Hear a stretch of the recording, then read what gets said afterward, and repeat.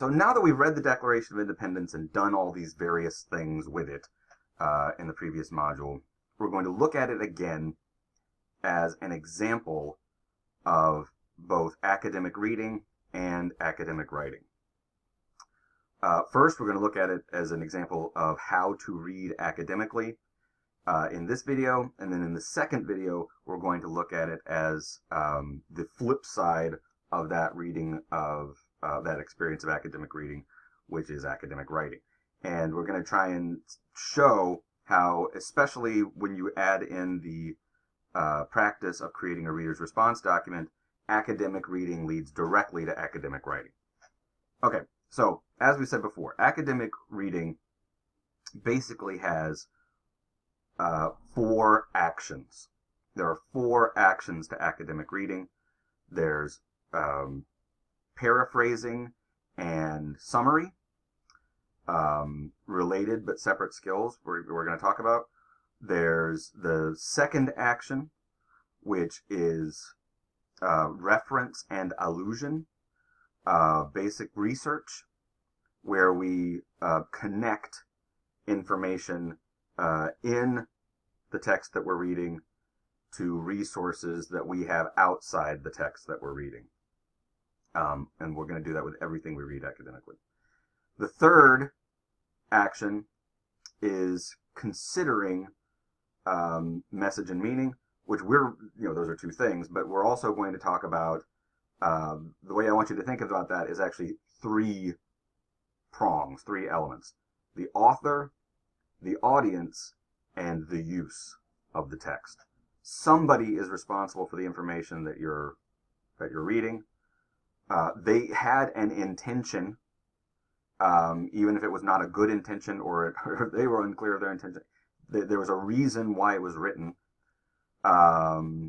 which we can, sometimes figure out. Even if we can't ultimately figure out why something was written, considering it is worthwhile. Trying to figure it out is worthwhile. And then the third part, use. So someone wrote it. They probably wrote it for someone, for some purpose.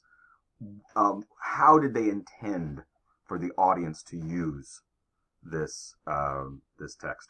And taking a time to separate those things out is always worthwhile, even if ultimately we don't arrive at a clean or tidy answer.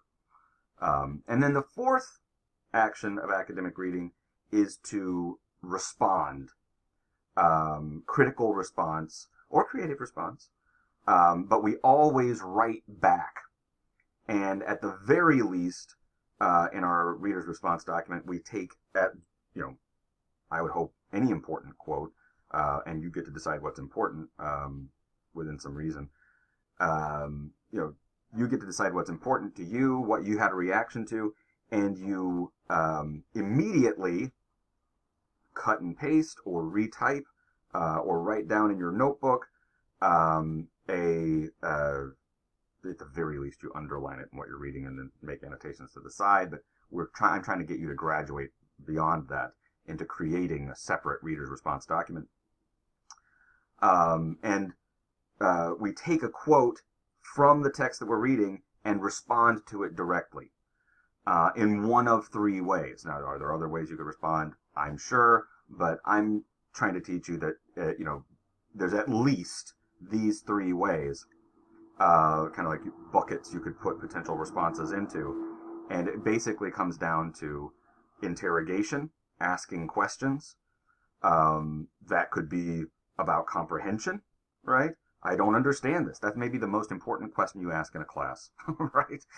Your teacher assigned you something expecting that you were going to be able to read it and digest it. They need to know, and you need to be honest. Whether it's in an email or in class time, during office hours, what have you, you need to say, you asked me to read this, therefore you asked me to comprehend it, and I don't. That is not your fault. I'm going to say that again. That is not your fault as a student if you don't understand something someone asks you to read.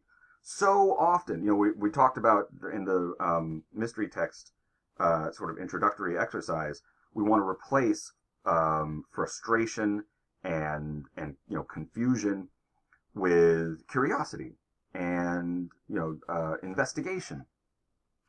And so often a student is given something to read, doesn't understand it, gets frustrated, gets confused, gets frustrated, and instead of saying, "Hey, I need help, I don't understand this,"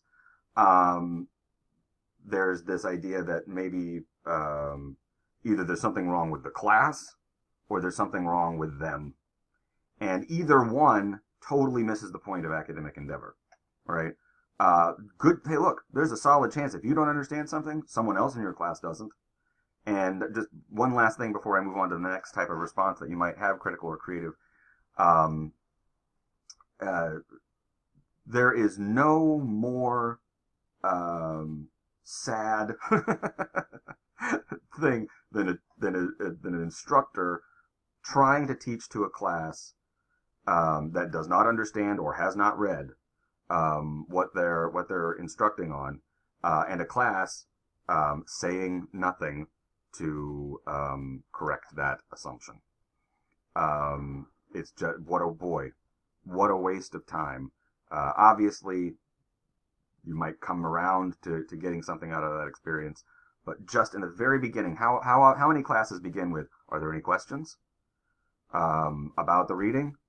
And be honest, how often is there silence?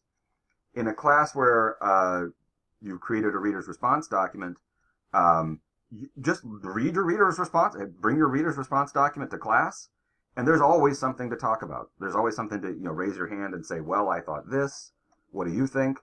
Or maybe one of the questions you write down in that fourth action, which is sort of enshrined in the reader's response document experience. Do you have any questions after this? I didn't understand that. It can be an incredible service to being, and boy, isn't that a lot like being a student? Not knowing something, then asking the question that's important to you and gaining knowledge and skills. So let's do that. All right. So there are three possible ways to respond critically. I spent a lot of time just talking about interrogation, asking questions. We focused a lot on comprehension there. Of course, it's entirely possible to say, well, if this is true, then what's that? Or something like that. But let's go on to the second potential response, which is objection. So you may read something that you profoundly object to. You do not agree. This can, at this point, an emotional response. Even if you don't fully understand the emotional response. Why did that make me so angry?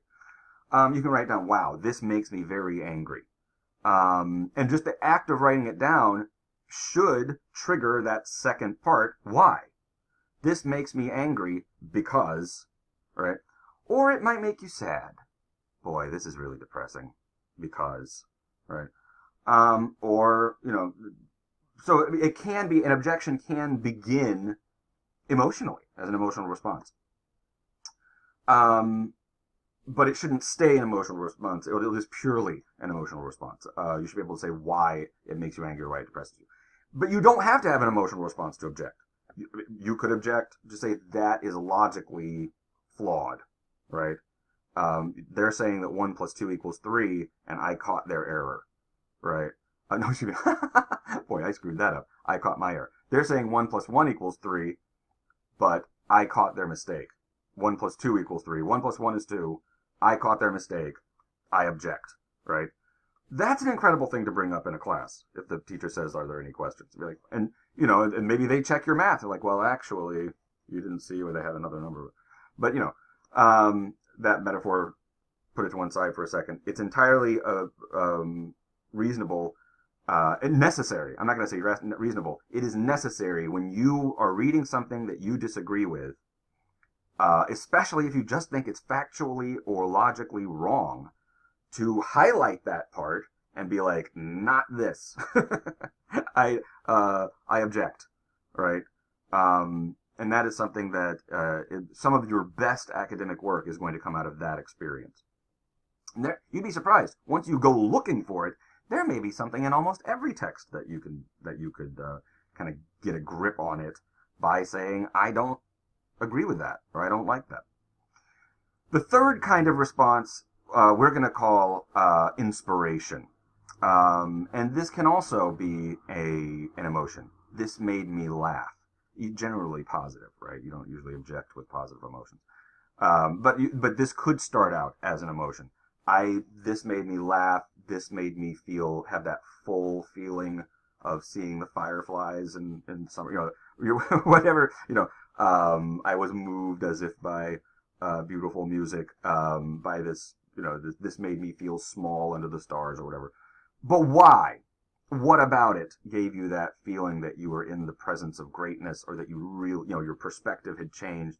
That can be an emotional experience, but then you have to kind of dig in and say why. Another way to be inspired is to have an idea that is sparked by an idea. And these are some of the most important, we hope, kind of eureka moments in education, where someone says, I've never encountered that idea before, and it gave me all these ideas. It made me think these things. And I'd like to point something out here real quick at the end of this little discussion where we're talking about the experience of creating the reader's response document and the 4 actions of academic reading. That 4th action, critical or creative response, if you don't write it down, the chances that it will do you or anyone else any good, no matter how brilliant it was, it might change your life in a profound way. You go out and treat people better. You go out and get that job. You go out and talk to that person. You go make, you're better in some way, and you help the world be better in some way. That's possible, but in most of your academic career, it's only going to benefit you if you write that idea down and then use it in an essay, in a classroom, remember it for a test. And this is where education really can, I don't want to get too ahead of myself or too philosophical here, but this is where education really can change society. Where when people are having new ideas, maybe they're just new to it themselves, but a new idea is new to you. Any way you cut it, when people get new ideas and act on them and use them, that's when things can really change, and hopefully for the better. Okay, and that's the promise of education. So this activity of academic reading and academic writing, I don't want you to think of it as something that kind of you also do as you learned it in an English class and maybe use it in other classes. The reason why everyone takes English classes is to learn these skills. If you're reading academically and you use that experience to write academically, you have evidence for yourself and for the world of your education, the fact that you went into your education needing something, and that during your education you gained something, right? And it's actually also the mechanism by which you gain at least some of that power. All right. So anyway, first action of academic reading is going to be summary and paraphrasing. We're going to rush through the rest of this document because obviously I've taken up a lot of your time right now. But I really want to spend some time talking about paraphrasing and summarization, the difference between them, and why it's so important. First things first. As we talked about in the sentences presentation, there is certainly no better, but there might be no clearer and satisfying way of proving that you understand something than by putting it into your own words. So, for example, if I ask you what it means to assume among the powers of the earth the separate and equal station to which the laws of nature and of nature's God entitles you, and you say, well, and you just repeat it back to me. Well, it means to assume among the powers of the earth the separate and equal station to which the laws of nature and of nature's God entitle me. And I was like, oh, that's great. And isn't it beautiful? And boy, it's a lot of syllables. But what does it mean? And you just repeat it again.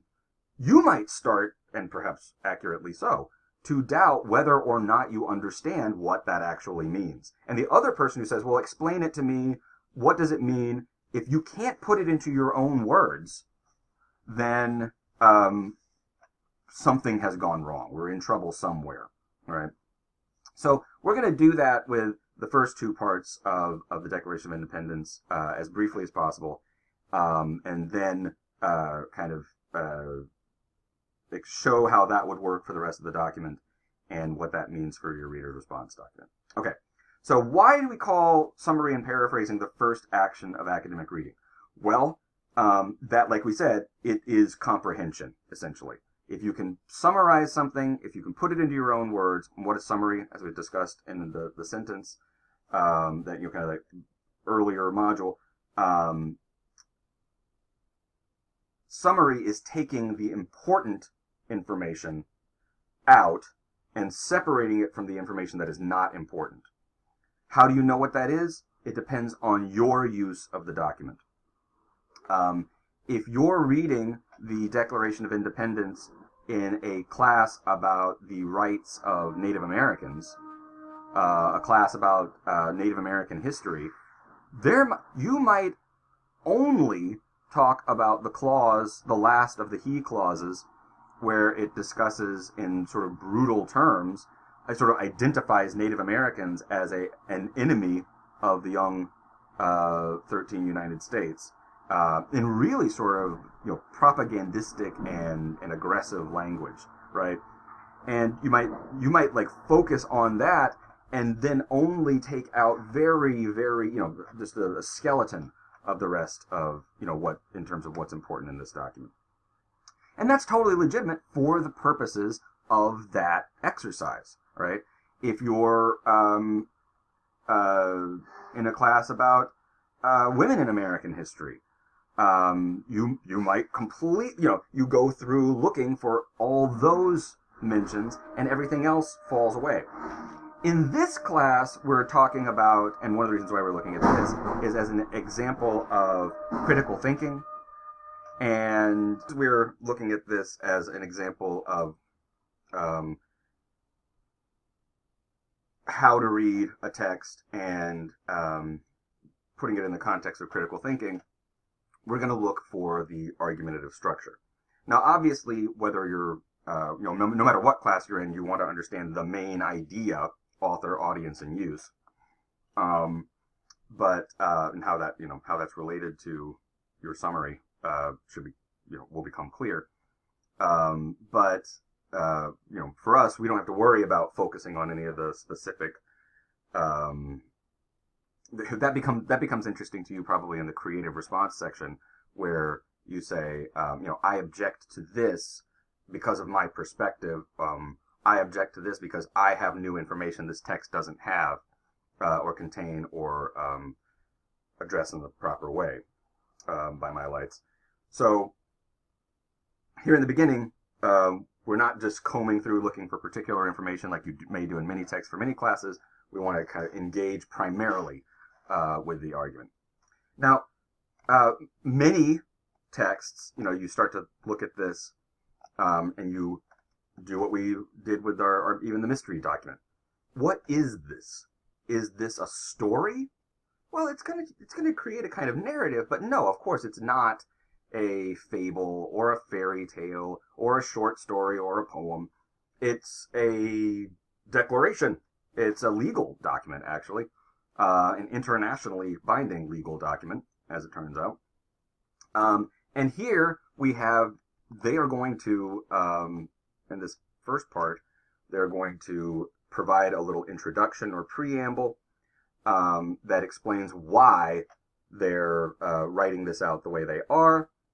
And so what we have here is an introduction, the first part of an introduction. And we're going to look at these first two paragraphs as that introduction.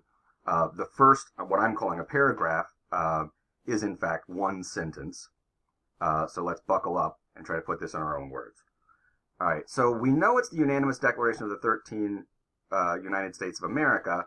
And, we even think of that almost as kind of the title of this text. So we're just going to take that out. So let's say, when in the course of human events. Wow, the course of human events. I mean, that's like all of history and includes even things that don't get recorded historically. That's like all of time as it relates to humans. So that's bold. They're starting from like an incredibly big perspective. But for our let's just say, okay, so we know it's in the quarter. You could like when in history, if you want to have something. Let's just say when in history, it becomes necessary for one people to dissolve the political bands which have connected them with another. All right, so so there's one people and another. Okay, so there are two people here, connected by political bands which are going to be dissolved. It becomes necessary is pretty clear, but we're trying to put it in our own words. So let's say one people, when in history, one people need to need to break up or separate, right, from another people,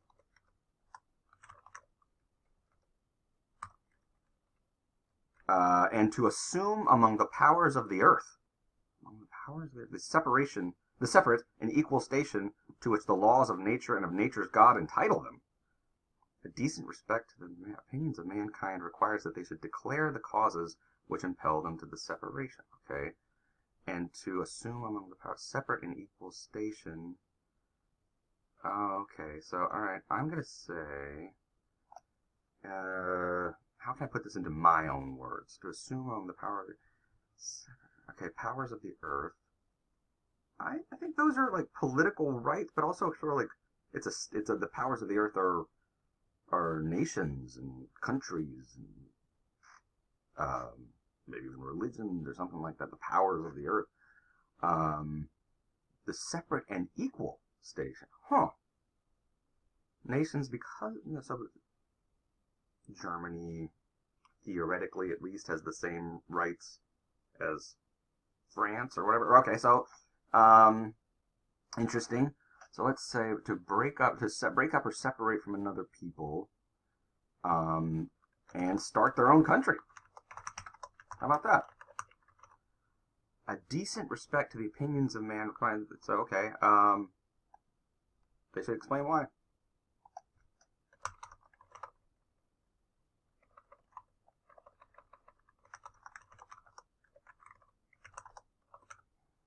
So do I really need when in history? When one people break up. Let's just say separate. That sounds smarter. When one people separate from another people and start their own country, they should explain why to the rest of the world. Okay. We hold these truths to be self-evident. That all men are created equal, that they are endowed by their Creator with certain unalienable rights, and that among these are life, liberty, and the pursuit of happiness. And you know what? Now that we're doing this, we could even say, I'm going to put this up here and say, let's just get really simple. Here's why we're starting our own country.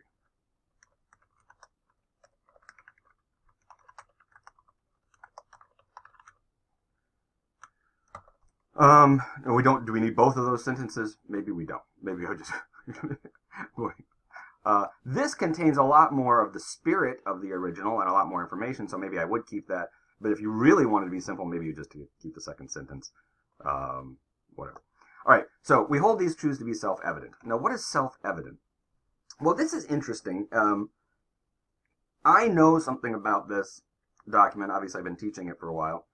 But, self-evident it's sort of geometric language, and it comes from philosophy. Philosophy gets it from the early Greeks and geometry. This idea that there are certain ideas which are so basic, so fundamental, that they just can't be argued with. Okay, so what's an example of something that's self-evident? All right, I want you to imagine 2 points on a piece of paper, right? You can even take out a piece of paper, draw 2 points, just 2 dots, anywhere on that piece of paper. Now, what is the straightest, excuse me, what's the shortest distance between those 2 points? Well, as long as you keep that piece of paper flat, it's going to be a straight line, right? And, now, I've already gotten myself into trouble by saying as long as we keep the paper flat. But don't dwell on that for a second. We've set some rules, right? Here's a plane, a sheet of paper. We're going to keep it flat on the table. If there are 2 dots on that, 2 points on that piece of paper, and you draw a line between them, the shortest distance is going to be a straight line. Now, it's so basic, it's so fundamental that it becomes sort of an axiom. It's self-evident. Do we need to measure that 1 billion times to prove to ourselves that it's true? Do we need to put a whole bunch of points at different angles to each other to prove that it's true? You could do it, but it would be a waste of time, because within the parameters that have been set, it should be self-evident.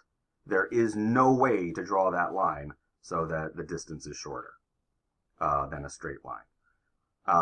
So now, they are so self-evident. Now, little interesting fact perhaps, Thomas Jefferson in his original sort of legendarily wrote sacred and undeniable.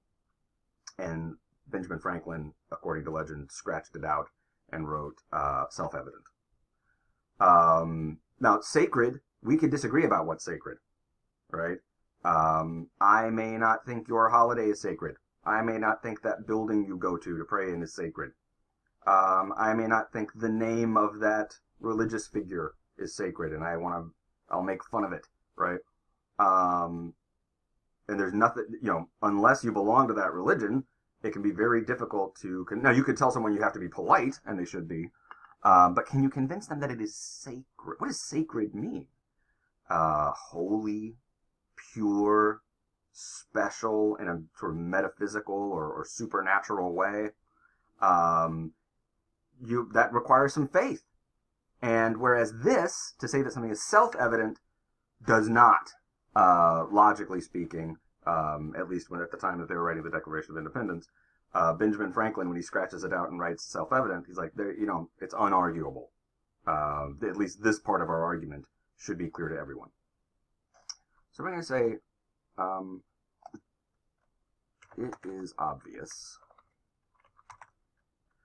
that all men are created equal. Now, we've already had our class discussion on this, and it was totally justifiably pointed out that men excludes at least half the population. And of course, at this time, there is brutal slavery and exclusion of one form or another of Native Americans from society. Sometimes physical ethnic cleansing, sometimes just separate political and legal systems, that sort of apartheid, right? In some places, that we know that this statement, historically speaking, is flawed, right? But that's one of the things that's interesting about the document, is that it's not based on an observed world. They're talking, so, for example, if you went to Benjamin Franklin and you said, but you're not treating all men equally, he would say, and that's an injustice that must be corrected in the fullness of time, right? Which is actually what he did say, basically, when he goes to France and gets criticized as our first ambassador to France about all the things that were terrible with America then, and some things got worse before they got better, and some people would say they haven't gotten better. So, but the reason why I bring that up is, even if you think that America has never lived up to this, do you agree with that statement or not? Now we would say immediately that they probably, and a lot of people have created this edit, that all human beings or are created equal. But now what does that mean, created equal? And this is tricky, because you just look at we just had the Olympics, right? I can never do what almost anyone who's at the Olympics. I've never looked at the air gun final or the the 100 meter dash or anything in a pool and thought, okay, so maybe I didn't, I'm sure I could do that. And a lot of that is just sort of whether you think it's a gift from God or genetics, or the genetics are a gift from God. Some of that is heredity, some of that is opportunity to do hard work and good decisions. But not everybody has the same opportunity to make good decisions, do they? So, what does it mean to be equal? Well, he's not talking about that. And if you think about it, well, like, of course it can't mean that, because they're fighting against the British, because we don't see that on the earth. So this is about what logically is true. And when you think of it, so it's about people are born with equal rights. That's what they must be. The people are born with equal rights. And of course you could say, no, they're not. Look at how those people suffer injustices. But once again, that's precisely what they're saying. Well, that's precisely we're saying the same thing. That the reason it is unjust to be born a slave is because people are born equal, and to subject them to slavery is evil. That you know that. Whether you believe that God loves them equally, whether you believe that it is a matter of nature or some sort of natural rationality, a rationality that arises from nature, all right angles are equal. That's a basic definition. 90 degrees is 90 degrees. A human being is a human being, right? And they all have certain properties, right? And are endowed. So what are these rights? Okay. To equal rights to live. Let's turn these into verbs. To liberty. To live. To do what they want while they are alive.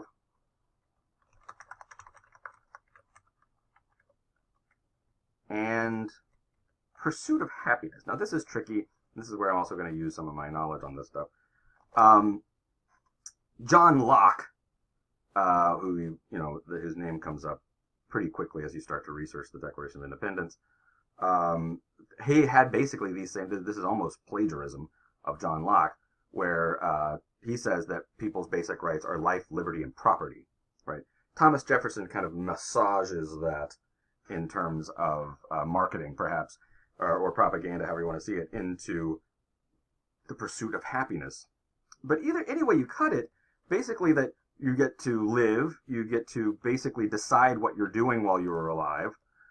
I like that better. To decide what to do with your life.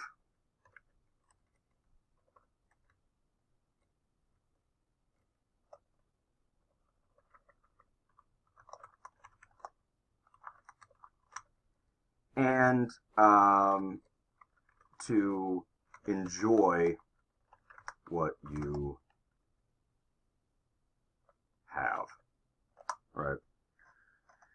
And, so focusing on basically, and if you dig into Jefferson's logic or even Locke's logic for that matter, it's basically property, but it's a particular way of looking at property. So think about it this way.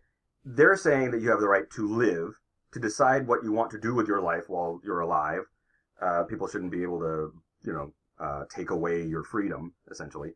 And that if, while you're alive, you make something, you should be able to enjoy it without someone coming and taking it from you.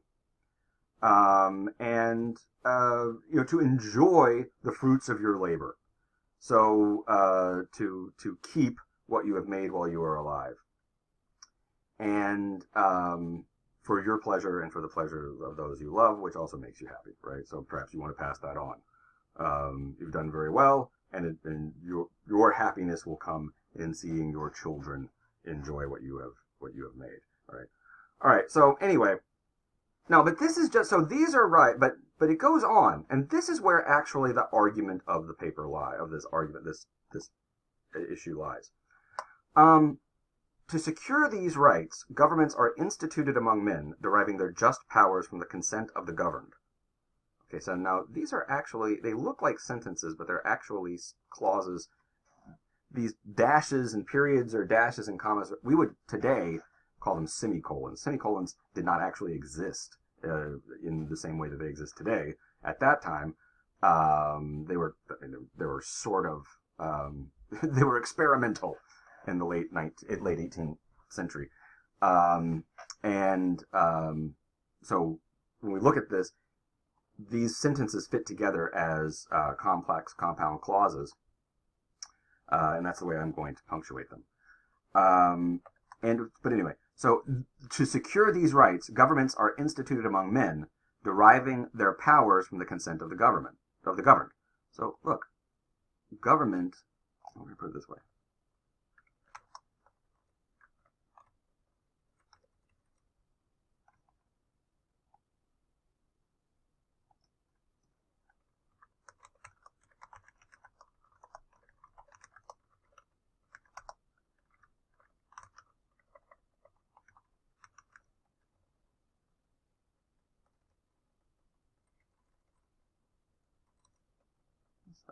Let's try this.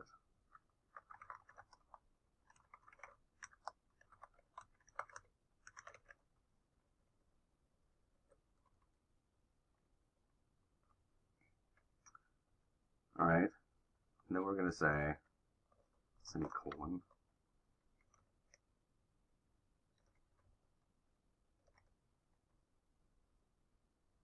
Whenever any form of government becomes destructive of these ends, violates these rights, it is a further right of the people to alter or abolish that bad government and to make a new one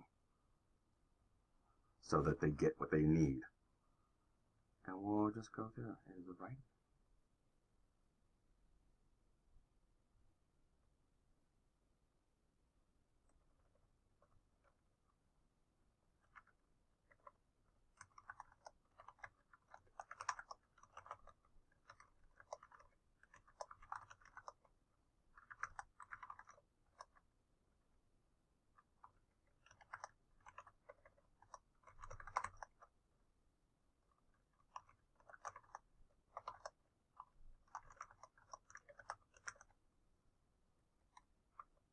All right. So this has already gone on painfully long. And you don't have to do this, of course, with every sentence in a text that you're reading. Although in a pinch, you should be able to. But that's basically, no, what's the rest of this paragraph here?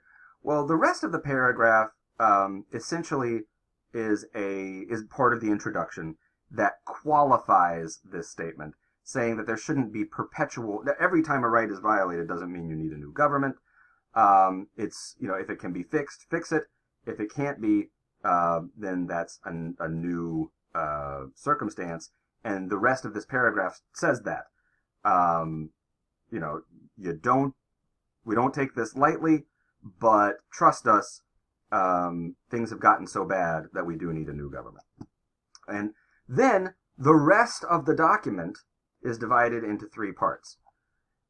These he and for statements, he is George III, never directly named, interestingly, and they blame one man for, with some justification, he is the monarch, for the policies that are violating their rights and for the actions that violate their rights. As you go through here, they start off fairly procedural, right? Like, he's making it hard for us to pass laws, and they end up with crimes against humanity, right? He's killing us. He's stealing our property. He's aiding enemies to come and kill us. And, that's not good. Then in this section, so that's the second section, the he and the for statements, that provides evidence for the, that first top thesis. And that's what we're going to call this, as we'll get into that in the next video. But that's what we're talking about here. So I'll just very briefly put this. All right, so we don't take this lightly. So we will prove that our rights have been violated so completely that we need a new country, new government. I'll put it that way. All right. And then you have all the ways that they try to prove that. They basically, it's a list of their rights being violated. Then there's as we say, there's a third section where they address possible objections. So they know people are going to disagree with them, and they're going to rebut those disagreements. I'll talk about that more in the next video also. But for here, the paraphrase might be important to us. So I'll do that very quickly. In every stage of these oppressions, we have petitioned for redress in the most humble terms. Our repeated petitions have only been so, and as you read that, a prince whose character is thus marked by every act which may define a tyrant is unfit to be the ruler of a free people. Well, what does that mean? Well, you can imagine they're addressing possible objections here. So, and they even bring up their objections that have been rebuffed. So there are these controversies that you read. They don't like the way they're being governed. They go to the people who are in charge and they complain. And when they complain, they just get kicked harder. And so they said, so for people who think we just should have used the proper channels to complain, we did, and it got worse. More violation of rights. Now, what does this part mean? Nor have we been wanting in our attentions to our British brethren. Now, many of you certainly know that Great Britain has one of the oldest continuous parliaments in the world. It's a weird hybrid, sometimes called a constitutional monarchy, where for a number of centuries, you could argue exactly how many, there was, sometimes the king was more powerful, sometimes the parliament was more powerful, but there were times, including an interregnum, when parliament was the supreme power. So it's a weird mixture of monarchy and democracy. Really, some people would say it's neither. It's more of an oligarchy, whatever. But we don't. This isn't a class on British history. But basically, we know that that there is this sort of democratic force. There is part of the government that votes on things and has influence and can shape policy, and so there's that part of it. But also the idea that these were British colonies. So shouldn't they just shut up and do what's best for the empire? Shouldn't they just shut up and think of the motherland, right? You're colonists, sure, but you're still basically just an extension of the homeland. So get over it, right? Well, they address this interest, and here this idea. This is a beautiful word, and this goes into that second section of. We're still paraphrasing, but as we say, these are like driving skills. You don't do one at a time, really. If you've never heard of Britain and you look up British, then all of a sudden you realize, oh, they're colonies of Great Britain, right? And all of a sudden British brethren. Oh, they're actually British people immigrating here. and at this time, most of the colonists were from Great Britain, although there was, as we discussed, there's a number of other people, including native people and people who were brought here as slaves. And well, obviously they focused just on white men of privilege in practice. But here, it's even more specific, and they're saying we're one people. Some people would say we're one people. Aren't you traitors? Now, let's just get that word right out there. And they go directly to this word consanguinity. Consanguinity meaning of the same blood, with the same blood. That's anybody who speaks Spanish or French knows that the Latin root. There's a common Latin root for blood. Sangre. That's blood. Sanguinis, and con often means with or of the same, and consanguinity means they're basically the same family. They share the same blood. And so the idea that, like, why are you treating, you may call us traitors, but we asked you, why are you treating your family this way? If you think we're the same country, you may call us traitors, but if you think we're the same country, why are you treating us like this? You're not treating us like we're family. You're not treating us like we're the same people. You're treating us like subjects.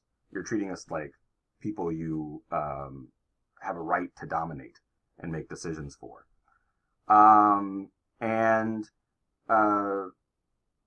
There are little kind of Easter eggs in here for people who want to get more into American and British history. We've reminded them of the circumstances of our immigration and settlement here.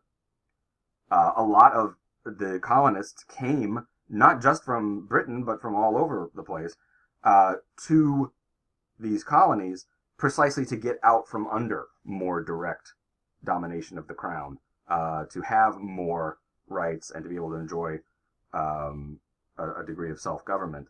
And the George III's government was trying to take that away. So knowing this now, we're going to try and paraphrase this very quickly. Say, for people who think we are traitors against our blood, well, it's a little biblical here, traitors against our countrymen, fellow citizens. They weren't citizens, they're subjects of the crown. So against our countrymen, we didn't betray them. They betrayed us when they treated us as inferiors.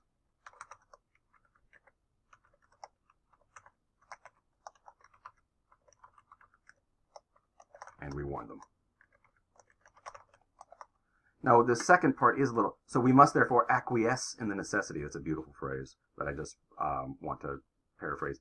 Give in or submit to necessity. It's out of our hands. Like, all we can do to acquiesce in the necessity is just wake up and smell the coffee. That we must have. They have created a separation between us, and we're not creating this. We're recognizing it. This is the world they made by committing these crimes. And then there's this really beautiful phrase: and hold them as we hold the rest of mankind, enemies in war, in peace friends. So, we're just recognizing the truth of the situation. Oh, we're doing what we have to do. That's easier. We're just doing what we have to.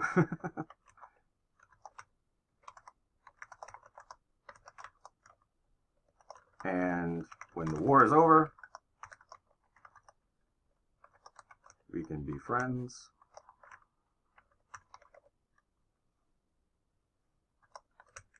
Just like we want to be friends with everybody.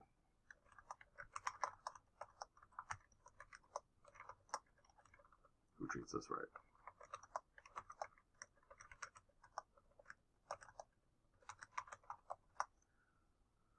All right, and then without getting, because we spent so much time on this, we don't have to spend all that much time on this, but basically this is a call to action, which we're going to say, if you agree, you must help us. That's the audience. So let's go back and think about this. So, and for the purposes of navigating through this, we're only going to leave a little bit of this behind. I'm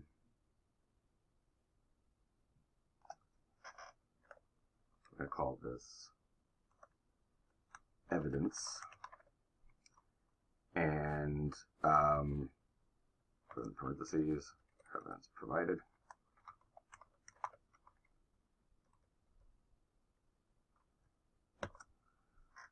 All right, now, this is a definitional argument, which we'll talk a little bit more about in the next page, next paper.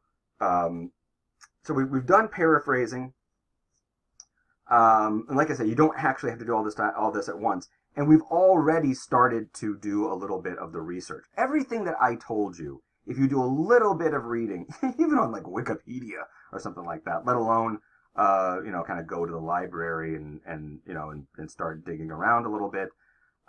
Reading about what you're reading, the point here, is part of academic reading. If you don't read about what you're reading, do a little bit of extra research, you're not really academically reading. Now, the good news is that can be, in a pinch, Wikipedia or Google. Just know that it is the bare minimum, and you can't really claim to have done, solid academic research. But you're at least looking up words you don't know, looking up names you don't know. That's enough to get the ball rolling and to get you started, so that at least you know what you don't know and acknowledge that you don't know something, and give yourself enough information so that things make sense to complete the reader's response document. So that's reference and allusion. I've kind of demonstrated what you might find through just a kind of I didn't get too deep into anything, obviously. And that's basically what you find if you go to a Google search or take a dive into Wikipedia on these things. Just even looking up the Declaration of Independence on Wikipedia will probably tell you more than I told you here.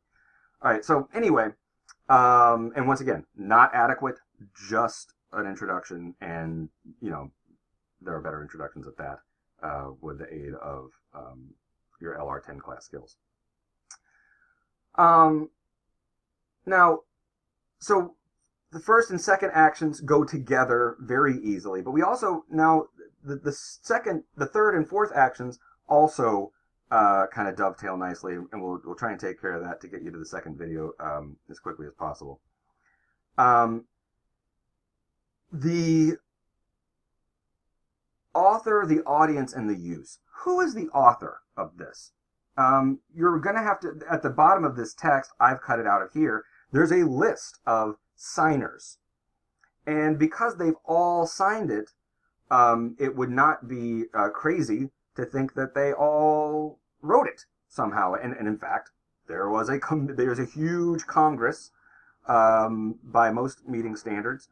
If you can imagine like a department meeting or a meeting of a student body that has this many people signing something, and they all got to speak and they all got to help, bring up and debate the various points that were in it. They are all kind of responsible for what's in it and what's not in it. But of course, doing a little bit of digging, John Adams tried to take credit for it. I am of the historical school where he was basically he was trying to sneak one in there. He had more editorial input than a lot of people, but it's basically Thomas Jefferson with his chief editor Benjamin Franklin. And of course, you can do your own research and disagree with that as you see fit. But they have also, that's Thomas Jefferson is almost plagiarizing some of John Locke and previous legal documents in the legislature of Virginia. But having said that, this was written by revolutionaries to who? Well, in that first paraphrase, they're writing to the world. They're writing to you. They're writing to history. At least that's what they say, right? But now, of course, is it really going to change any minds in Britain? Something that you will learn when you're doing your second level of reference and allusion, trying to kind of place this in some sort of context, just by looking up the title of the document, gets you pretty far. The war had already started. The events of Lexington and Concord, where people started shooting at the British and the British started shooting at people. Some people would go all the way back to like the Boston. When did the war start is an interesting point. Most people call it the shot around the world, the events at Lexington and Concord in what is today Massachusetts. Then it was a colony of Massachusetts. That had already taken place. Some of the major events of the war had already taken place. So what does it mean? Who are they really writing to? They're not going to change a lot of British minds, although it did sort of shape the way the British had to fight the war. So they're writing to potential allies, like, say, for example, France or the Dutch, who did actually become allies. So that worked. But I would argue they're mainly writing to themselves. They're mainly writing to, what do I mean by themselves? Other colonists, other people who could participate in this fight, but have not yet. However, they're also writing to people who are engaged in the fight to tell them but why? Why? So, can you separate audience from use? I don't think so. But you have to think about them a little. So why are they writing to these people? Well, a couple of reasons, but they're so closely related, I think we can say them almost in one sentence. A rebellion is a crime against the proper authorities. A revolution changes the proper authorities, right? And this is, as we'll talk about in the next video, this argument, it's a definitional argument about the definition of government, and it basically invalidates the British monarchy. It basically says the British monarchy may seem like a legitimate government, but it's not, because it doesn't do what legitimate governments do, which is defend the rights of its people. So we can't obey its laws if we also want to defend our rights, and our rights, our natural rights, are far more important than their arbitrary laws. So basically, they're establishing a new legal system based on defending these rights, and saying that we, legally speaking, are a new country, not traitors, not rebels. We have our own country, and this is why. And that was not just supposed to convince people who were not ready to fight. It was also supposed to ennoble or inspire the people who were already engaged, even if they already believed all these things, at least by clearly and distinctly stating in one place why they were right to do so. Now, before we go on, I think we have to say this for the purposes of justice and truth. Let's say we get to that fourth section in our reader's response document. We talk about author, audience, and use. Objections. I'm going to make some objections here. And I'm going to start with two terms that some people may have kind of skipped over. One is domestic insurrections. Now, there are some people who say that slavery is never mentioned in the Declaration of Independence. And of course, they're right. The word slavery does not appear in the Declaration of Independence. But slavery does.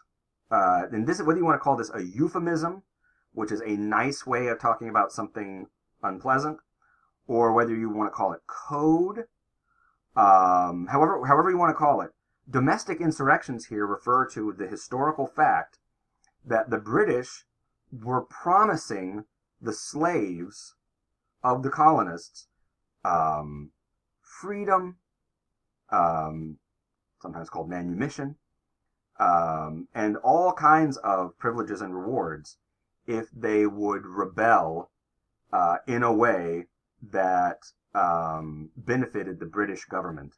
And so, this idea that, your masters say, your captors say that they're fighting for the rights of humanity, but you prove what sort of hypocrites they are, rise up against them, remain loyal to the crown, and you will be equal amongst Englishmen.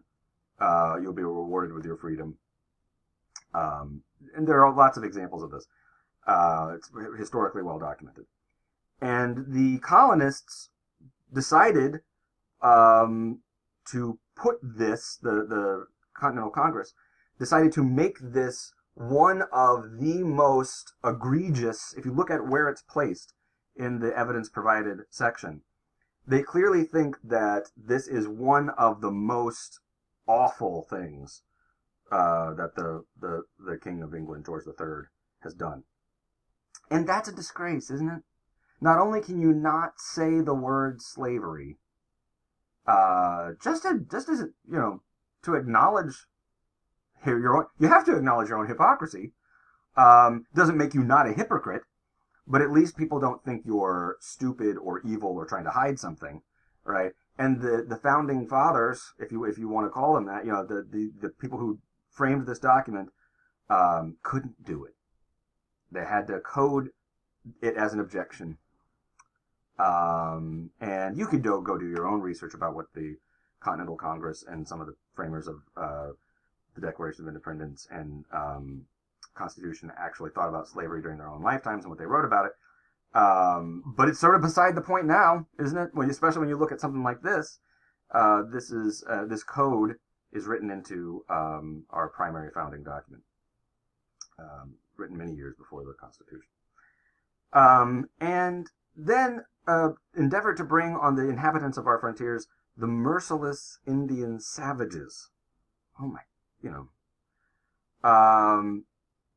and to say that their known rule of warfare is an undistinguished destruction of all ages, sexes, and conditions is to say that the way that the Native Americans practiced warfare was different and less ethical than the way Europeans and European colonists and settlers conducted warfare, which any number of massacres of Native Americans might tell you.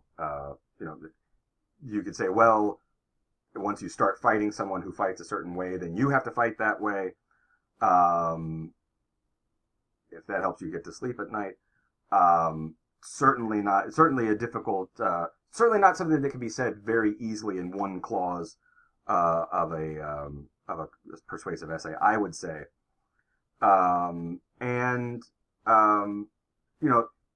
Either one of these, and so for some people it simply is a disqualifying. Either one of these